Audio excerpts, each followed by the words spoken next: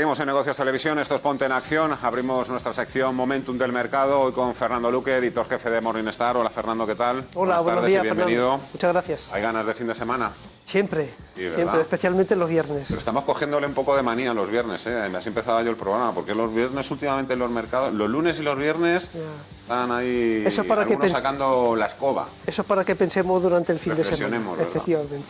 Me acompaña hoy también José María Pérez, es director de asesoramiento de Porto Colom, agencia de valores. Hola José María, encantado de tenerte por aquí. Buenos días, Fernando, ¿qué tal? Por mucho tiempo, 30 años trabajando en la industria financiera, me decías antes, los que has visto prácticamente de todo y siempre hemos salido, ¿no? Indemnes. Sí, indemnes o no indemnes. A veces o menos indemnes. Un poco tocados, ¿no? Un poco tocados del ala, pero bueno, sí. salir saldremos. Lo digo un poco porque por todo el ruido, ¿no?, que ahora se está generando. La verdad es que tenemos muchísimos temas sobre la mesa: crisis energética, la inflación, el tapering, los cuellos de botella, los decretos aquí del gobierno. Poco parece que con este tipo de titulares a uno le entran las ganas de hacer las maletas y irse a otro país, pero bueno, es que en los otros países están prácticamente igual. Están igual. La situación un poco ahora mismo, en tu opinión, ¿qué es lo más preocupante? Hombre, si nos ponemos desde el punto de vista de inversor, lo más preocupante yo creo que siempre es la incertidumbre. Y ahora ¿Eso mismo siempre está ahí? Sí, pero ¿Siempre? digamos que ahora mismo tenemos una serie de factores que están sobre la mesa, que hace unos meses no estaban, y que están acrecentando además la incertidumbre desde un punto de vista que antes no veíamos. Es decir, durante los últimos 14 años, por decir hablando pronto, siempre hemos vivido con el respaldo de los bancos centrales. Es decir, había un problema de crecimiento, llegaban los bancos centrales, inyectaba liquidez y esto empezaba a funcionar. Tenía un problema China de crecimiento, como en 2015 volvimos a inyectar liquidez y esto vuelve a funcionar. Hablamos de subir tipos o de tapering en 2018, cuando empezamos a corregir casi un 15 o un 20, volvieron la Reserva Federal a cambiar su política y volvió a funcionar. ¿Qué ocurre? Ahora nos encontramos con un factor que no se resuelve con la política monetaria tradicional de los últimos 14 años, que era inyectar liquidez. ¿Cuál es ese problema? Inflación, lo que tú has mencionado. Es decir, precisamente si tenemos un problema de inflación, lo que los bancos centrales se ven obligados a hacer es todo lo contrario, a restringir oferta monetaria y subir tipos de interés. Los mensajes de los bancos centrales en los últimos 6 meses han sido de la inflación es algo transitorio. Transitorio es una palabra que, si miras la Real Academia de la Lengua, significa pasajero, temporal. También iba a ser temporal la política cuantitativa expansiva de la Reserva Federal que nos anunció en 2009. 13 años después, aquí seguimos. O sea, el temporal tiene un significado relativamente ambiguo. Y yo creo que los mercados han creído durante varios meses ese mensaje de temporalidad de inflación y de pronto se han empezado a dar cuenta que empieza a haber otros factores paralelos que nos hacen pensar que esa temporalidad puede alargarse mucho más en el tiempo e incluso que el repunte de precios sea más elevado. Como has mencionado, los cuellos de botella, la crisis energética. Al final dices, ¿me creo el escenario de inflación temporal o tengo que reposicionar mi cartera y todo el escenario ante algo que va a cambiar de forma sustancial en los próximos años? Yo creo que eso es lo que está pasando ahora mismo. Es decir, hemos tenido un verano muy tranquilo, anormalmente tranquilo, hay que decirlo, y hemos vuelto de verano y haciendo los deberes de septiembre, pues la gente se ha encontrado un escenario que ha cambiado o que empieza a cambiar sustancialmente. Bueno, y Fernando, eres tú el que tiene sobre todo más datos que nadie un poco de cómo se están produciendo los flujos de dinero, de fondos, quién se está retirando del mercado, quién está entrando. Evidentemente, hombre, no hace falta ser un lince para saber que, por ejemplo, todo lo relacionado con materias primas, sector inmobiliario, sector financiero, es un poco lo que está ahora mismo en mejor estado de forma. A ver, a nivel de flujo yo diría que están entrando dinero en todos los tipos de activos, no solo renta variable, porque claro, uno mira, digamos, lo que es el comportamiento de la bolsa y es lógico que entre dinero en renta variable, pero también está entrando dinero en renta fija, ¿no? Y eso a lo mejor sorprende mucho, pero hay mucho dinero que está entrando en renta fija y no solo estos últimos meses, ¿no? Venimos acumulando ahí flujos pues muy grandes en renta fija, ¿no? Ahora bien, yo sí que creo que estamos en una especie de punto de inflexión, ¿no? Y si miramos, por ejemplo, las rentabilidades de este último trimestre, ahí lo que llama la atención es que, sí, evidentemente, las rentabilidades de muchas categorías de renta variable pues no ha sido tan espectacular como la que hemos vivido en estos últimos trimestres. Hay como una especie de parón. Pero luego si miramos la renta fija, pues hombre, ahí ya vemos rentabilidades positivas, tampoco para tirar cohetes, pero si cogemos incluso deuda pública, deuda corporativa de calidad, Bueno, el high yield es otro bicho que hay que darle de comer aparte, pero deuda pública y deuda corporativa a nivel de fondos han obtenido ligeras ganancias en este último trimestre, y eso que acumulan rentabilidades negativas en lo que llevamos de año. O sea que ahí parece que hay como un punto de inflexión. Es verdad que lo que estábamos hablando de la inflación, del tapering, esto está empujando poco a poco los tipos al alza. Yo no creo que los tipos a largo por lo menos vayan a dispararse, y hablando de inflación, es verdad que pues hay que recordar que a los bancos centrales les viene bien y a los gobiernos les viene bien un poquito de inflación. A los pensionistas y a los funcionarios. También, sí, pero no, me refiero también a un poco desinflar esa burbuja de deuda que tenemos en prácticamente todos los países, ¿no? Eso les viene bien a los bancos centrales y a los gobiernos. Hay algunos países, bancos centrales, que ya han empezado a subir tipos, ¿eh? Sí, pero... México, Colombia y Noruega. Ya, sí, pero yo creo que forma parte de la normalización, pero en algún momento... yo no creo que vayamos a ver subidas fuertes de tipo, porque teniendo en cuenta el endeudamiento, pues es difícil ver tipos a largo muy altos. Oye, Fernando, ¿y se ha seguido viendo esa gran rotación sectorial del growth al value? Sí que lo estamos viendo, quizás no en términos de flujos, pero sí en términos de rentabilidad, ¿no? Pues ahí vemos ya sectores típicamente value, pues que están repuntando, ¿no? Especialmente el sector financiero, también el energético, pero a nivel energético ahí pues la subida de los precios del petróleo pues empujan mucho a este tipo de fondos. Pero es verdad que si miramos las mejores categorías de este último trimestre, pues ahí pues se cuela lo que es pues los fondos de acciones financieras, de acciones de bancos, aunque en España todavía no se ha notado, porque los fondos de renta variable española pura pues han tenido un trimestre ahí un poco flojito. Pero sí que se nota ese empuje. Ya ves, José María, que Fernando dice que sigue entrando dinero en renta variable, renta fija, cuando yo entiendo también que muchos de tus clientes o la gente que se puede acercar a tu oficina, a lo mejor la pregunta que te hacen es si ahora mismo hay que estar prácticamente, no todo en efectivo, ¿no? Porque evidentemente la inflación se te va a comer buena parte de ese ahorro, pero sí que habrá preocupación en ese sentido, ¿no? De...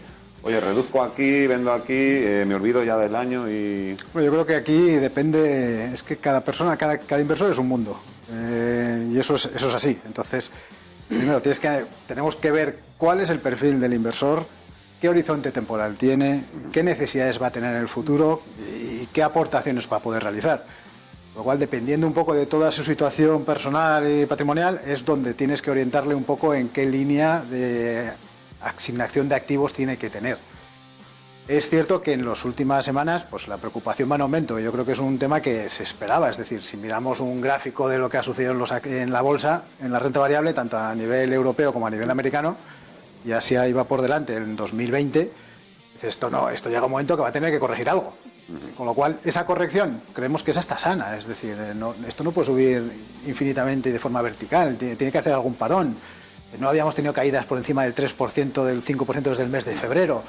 Históricamente, en un año tienes varios movimientos de ese tipo. Estamos viendo eso ahora mismo. Claro, yo te escucho y claro, a mí se me viene la pregunta a la cabeza. Yo ya sabéis que hago muchas veces también un poco de abogado del diablo, claro, porque es un poco mi... Pero si Wall Street corrige un 5, un 10%, ¿cuánto puede corregir el IBEX 35? Bueno, pues posiblemente te corregirá un poquito más. Es decir, aquí Estados Unidos siempre es la madre de todos los mercados, como decimos nosotros. Y si Estados Unidos corrige un 5 o un 10, Europa te va a corregir un 7 o un 12. Y España, pues probablemente te corrija un 14 o un 15. Eso es así. Madre mía. Si te das así. Acaban de apagar la televisión y hay mucha gente. No, pero es verdad. Hice el cálculo hace ya un par de años. Y en realidad dependía mucho de cuánto bajaba la bolsa americana. Es decir, si bajaba entre un 5 y un 10%, que es una corrección normal, pues ahí el mercado europeo pues algunas veces corregía más y otras menos. Pero si caía más de un 10%, en la mayoría de los casos Europa caía más que Estados Unidos. O sea, cuando hay, digamos, una caída ya pues potente, pues ahí la gente se asusta y Europa pues sufre más que Estados Unidos. Oye, tú que estás también muy encima de todas estas empresas o grandes gestoras que se dedican al lanzamiento y a fabricar ETFs, ellos hacen también unas proyecciones lineales de rentabilidad. Yo no sé si calificarlas de excesivamente optimistas, porque parece un poco que no quiero dar demasiados nombres, eso te lo dejo a ti, pero ven a lo mejor la bolsa americana dentro de 10 años, no lo sé, en 10.000 puntos el SP500, me lo estoy inventando un poco, pero... No te creas, hay de todo, es verdad que hay pues gestoras optimistas, pero también hay gestoras pesimistas, ¿no? Incluso gestoras que se mantienen en el pesimismo desde hace ya bastante tiempo. Incluso pues, me suena pues una gestora GMO en Estados Unidos que siempre ha sido muy... no voy a decir bajista, ¿no? Pero muy cauta, que incluso prevé rentabilidades negativas para la bolsa americana en los próximos 10 años, ¿no? Y están ahí pues intentando reconducir sus clientes hacia Europa, que lo ven más barato que Estados Unidos, que es un poco una constante, ¿no? No sé si siempre vemos Europa más barata que Estados Unidos, pero siempre es así, ¿no? Y mercados emergentes. Pero hay de todo, te digo, hay gestoras pesimistas y gestoras optimistas. Acabamos de arrancar el mes de octubre, entonces veo un poco que tenéis las cosas claras. ¿Prevéis un poco que continúen las turbulencias o un poco...? Es probable que durante los próximos meses, de aquí a final de año, mantengamos las turbulencias. Es decir, yo creo que hace unos meses nadie tenía en la cabeza la posibilidad de que la inflación fuera más perdurable en el tiempo, o que por lo menos hiciera reaccionar a los bancos centrales, cosa que hemos visto en las últimas 2 semanas. Es decir, estamos viendo ya declaraciones por parte de los bancos centrales diciendo cuidado que igual la inflación se nos va un poquito más arriba de lo que pensábamos hace unos meses. Entonces yo creo que eso, con la reunión de la Reserva Federal en el próximo mes de noviembre, pues evidentemente donde posiblemente se anuncie que comience a reducir las compras de bonos en el mercado de renta fija, al mercado le tiene nervioso. Luego tenemos factores como los que tú has dicho, crisis energética, cuellos de botella, el tema de China, el tema de Evergrande. Y nosotros pensamos que hay un tema muy importante y es, y creo que Fernando ahí estará de acuerdo, durante los últimos meses estamos viendo cómo los estrategas macro de los grandes bancos van reduciendo un poco expectativas de crecimiento, especialmente en Asia y en Estados Unidos, quizá no tanto en Europa porque ya veníamos de muy abajo, había expectativas muy conservadoras y aquí en Europa sí que se están revisando al alza. Y sin embargo los analistas micro, los de compañías, están subiendo expectativas de crecimiento en beneficios todavía. Es algo que históricamente no cuadra. O sea, si la macro va hacia abajo, los beneficios no pueden seguir creciendo eternamente. Entonces pensamos que esta sesión de beneficios que tenemos ahora del tercer trimestre, que empieza la semana que viene más en Estados Unidos, si no recuerdo mal, yo creo que vamos a tener que estar muy atentos a los mensajes de las compañías, no solo a las cifras, ¿no? A los guidance de las compañías de cara a los próximos meses, porque empieza a haber problemas de suministro, empieza a haber muchos costes de materias primas y productos intermedios mucho más caros que hace meses, y evidentemente eso tiene repercusión en márgenes o en precios. Han empezado a saltar además algunas titulares en ese sentido, los profit warning, ¿no? Que es un poco también que cuando uno lanza el primer profit warning, pues lo que hay que esperar es que eso continúe. Creo que fue Nike hace unos días que dijo que esperaba reducir sus ventas en 2022. El otro día escuché yo también a un alto ejecutivo de Costco que decía un poco que, claro, es que el precio de las materias primas, del cacao, de los cereales, de todo, que les había ido de las manos y, claro, lo tenían que ir repercutiendo ellos al cliente final, ¿no? Bueno, la verdad. Sí, la verdad es que el tema de inflación preocupa a los macro, pero también preocupa a los micro, ¿no? Yo creo que alguien se dedicó a ver las menciones de la palabra inflación en los profits call de compañías americanas, y ahí prácticamente todos están ahí pendientes de la inflación, porque ahí pues puede afectar mucho a sus márgenes, ¿no? Y dependiendo del sector en el que estén o dependiendo de la compañía, si puedes repercutir esos costes, pues va a tener un impacto importante, ¿no?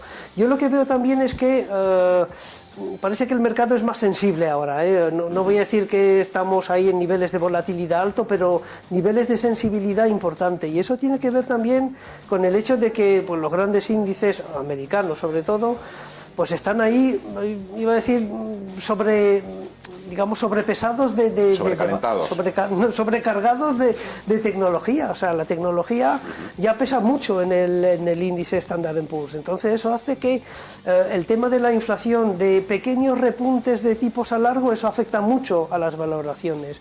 Y ahí vemos pues nerviosismo en ese sentido, pero bueno, es la consecuencia del hecho de que el sector que la previsión de beneficios, por ejemplo, que manejan estas empresas, por ejemplo, a 10 años vistas, no van a ser las mismas, evidentemente, con una inflación más alta. Claro, y no es lo mismo hacer tus proyecciones con, yo qué sé, pues un tipo a largo del 1% que del 2% o del 1,5%. Ahí cualquier variación, aunque sea pequeñita, del tipo que utiliza para descontar los flujos, puede tener un impacto importante, ¿no? Y por eso además perdona, Fernando, yo añadiría otro factor a lo que comenta Fernando, y es, junto a ese peso de tecnología, también es la rentabilidad acumulada que llevamos. Es decir, muchos inversores dicen, oye, llevo un más 20, o un más 15, un más 10 en el año, mes de octubre, me quedan 3 meses, esto empieza a cambiar, quiero asumir el riesgo. Mira, tomo beneficios de una parte de la cartera o de lo que sea y espero.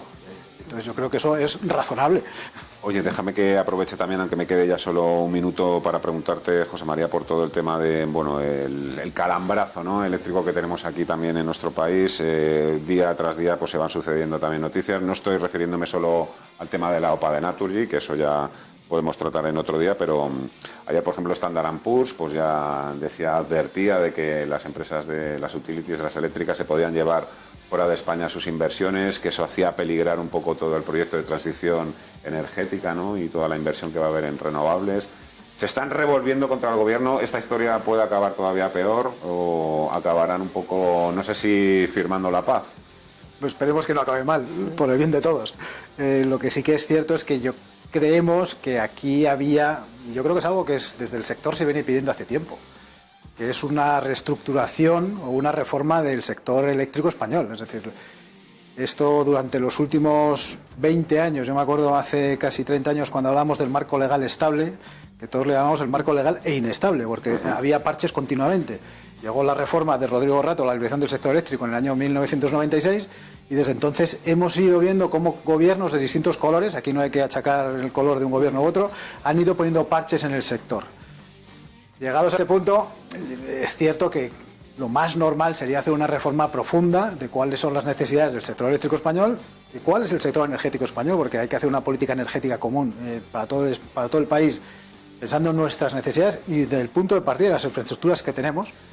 Y yo creo que ese es el momento, ha llegado el momento de hacerlo. ¿Qué ocurre? Que cuando a un gobierno le aprieta el zapato con el tema de la electricidad, y que es un tema que todos los medios de comunicación ponen sobre la mesa y que las familias e industrias sienten de lleno, pues evidentemente tienen que tomar decisiones. ¿Ha sido la mejor? Pues posiblemente no, porque la verdad es que ya hemos visto alguna rectificación. Pero bueno, yo creo que lo suyo sería que tanto sector como ministerio se sentaran a negociar una reforma mucho más profunda y que marcaran las líneas de actuación para los próximos años. Esto que estamos viendo por parte de las eléctricas, estos mensajes de dejo de invertir, me llevo las inversiones, evidentemente son formas de negociar y cada uno tiene sus armas. José María Pérez, director de asesoramiento de Porto Colom, agencia de valores. Porto Colom, que es una localidad de Menorca, ¿no? Mallorca. Mallorca. Sí. Bueno, a ver cuándo hacemos el programa por allí. Cuando quieras. Cuando queráis. Y Fernando Luque, estarás invitado, por supuesto. Hombre, eso espero. Editor jefe de Morning Star, un placer. Muchísimas gracias, que vaya bien la semana. Buen fin de semana, a recargar las baterías y nos vemos por aquí dentro de unos días. Muchas gracias a los dos.